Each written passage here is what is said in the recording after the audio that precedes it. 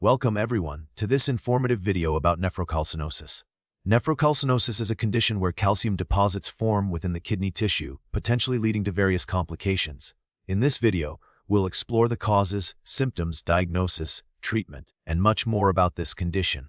So, what exactly causes nephrocalcinosis? Several factors can contribute to its development. One of the most common causes is hypercalcemia, meaning high levels of calcium in the blood.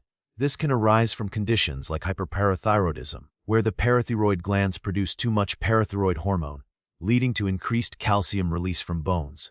Other causes include certain genetic disorders like distal renal tubular acidosis, which affects the kidney's ability to properly regulate acid-base balance, and medullary sponge kidney, a congenital condition. Vitamin D toxicity, sarcoidosis, certain medications, and even prolonged immobility can also increase the risk of developing nephrocalcinosis. Let's delve into the pathophysiology of nephrocalcinosis.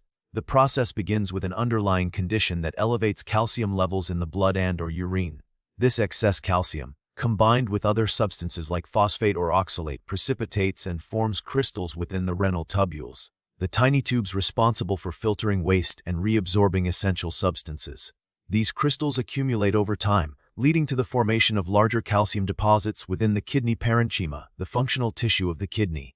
These deposits can obstruct the flow of urine, damage the delicate kidney tissues, and ultimately impair kidney function.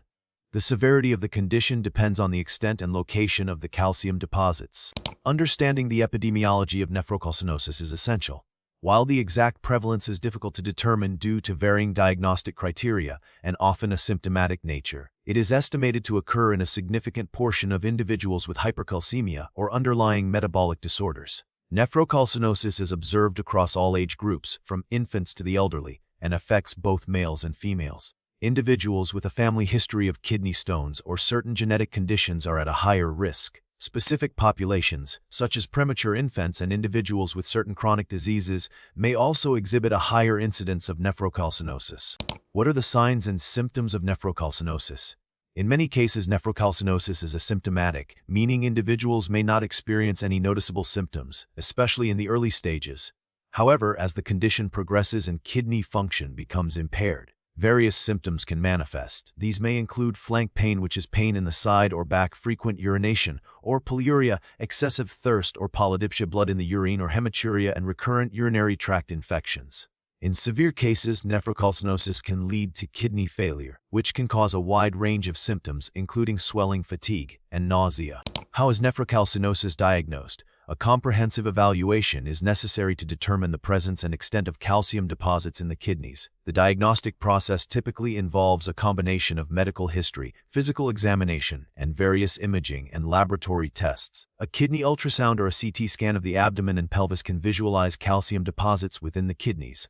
Urine tests can assess calcium levels, kidney function, and the presence of other substances that may contribute to crystal formation. Blood tests can evaluate calcium, phosphate, and parathyroid hormone levels. In some cases, a kidney biopsy may be necessary to confirm the diagnosis and determine the underlying cause. Nephrocalcinosis is often broadly classified based on its location within the kidney. Medullary nephrocalcinosis refers to calcium deposits primarily located in the renal medulla, the inner part of the kidney. Cortical nephrocalcinosis, on the other hand, involves calcium deposits in the renal cortex, the outer part of the kidney. Certain underlying conditions, such as distal renal tubular acidosis, tend to be associated with medullary nephrocalcinosis, while others, like acute cortical necrosis, may lead to cortical nephrocalcinosis. Understanding the location can sometimes provide clues to the underlying cause.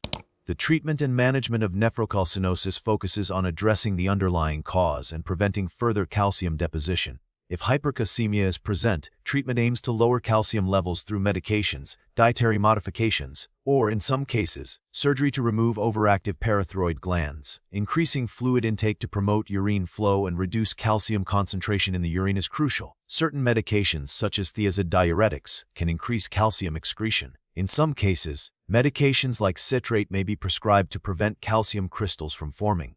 Regular monitoring of kidney function and calcium levels is essential to assess treatment effectiveness and prevent complications. Preventing nephrocalcinosis involves addressing modifiable risk factors and managing underlying conditions effectively. Maintaining adequate hydration by drinking plenty of fluids is crucial to prevent calcium crystals from forming. Following a balanced diet low in sodium and oxalate can reduce the risk of calcium stone formation. Individuals with hypercalcemia should work closely with their healthcare provider to manage their calcium levels through medication and lifestyle modifications. Regular checkups and monitoring of kidney function are also essential, especially for individuals with risk factors for nephrocalcinosis. The prognosis of nephrocalcinosis depends on the underlying cause, the extent of kidney damage, and the effectiveness of treatment. In many cases, with appropriate management, the progression of nephrocalcinosis can be slowed or even halted. However, if left untreated or if the underlying cause is difficult to manage, nephrocalcinosis can lead to chronic kidney disease and ultimately kidney failure. Recent research is focusing on identifying new biomarkers for early detection of nephrocalcinosis and developing more targeted therapies to prevent calcium crystal formation and kidney damage. There are also ongoing investigations into the role of genetics and environmental factors in the development of this condition. Thank you for watching, and we hope you found this information helpful.